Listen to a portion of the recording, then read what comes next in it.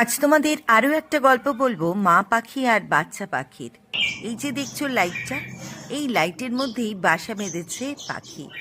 আর দেখো মা তার বাচ্চার জন্যে কেমন খাবার এনে খাওয়াচ্ছে। একটা নয়, বেশ কয়েকটা বাচ্চা রয়েছে কিন্তু এই বাসাটায়।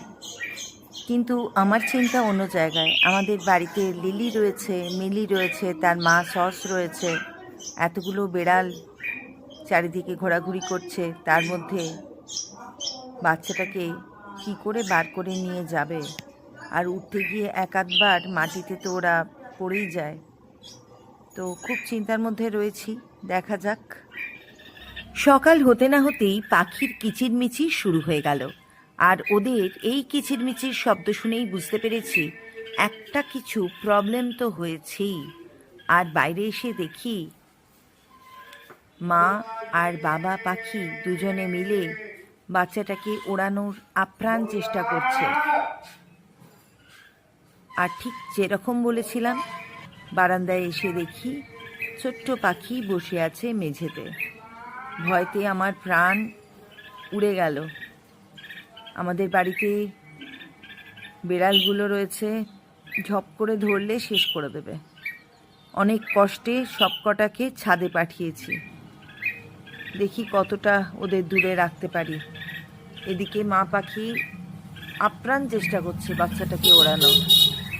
বাচ্চাটাও একদম ভয়ে জড়সড়, দেখো কেমন গুটিসুটি হয়ে বসে রয়েছে। কত ডাকছে মা পাখি, কিছুতেই উঠতে পারছে না। প্রাণী জগতেও দেখছি মায়ের ভালোবাসা, কি আপ্রাণ চেষ্টা করছে মা বাচ্চাটাকে উড়িয়ে নিয়ে যাবার। দেখো কতবার আসছে, কতবার ডাকছে।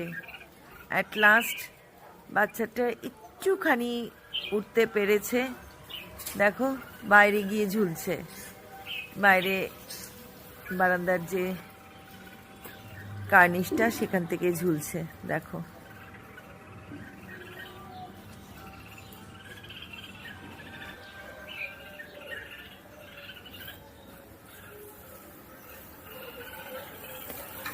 একটা কথা কিন্তু স্বীকার করতেই হবে, ছোট্ট বাচ্চা পাখিটা কিন্তু দারুণ স্মার্ট। কি সুন্দর রেসপন্ড করছে বাবা মার ডাকে, সেটাও কিন্তু দেখার মতো।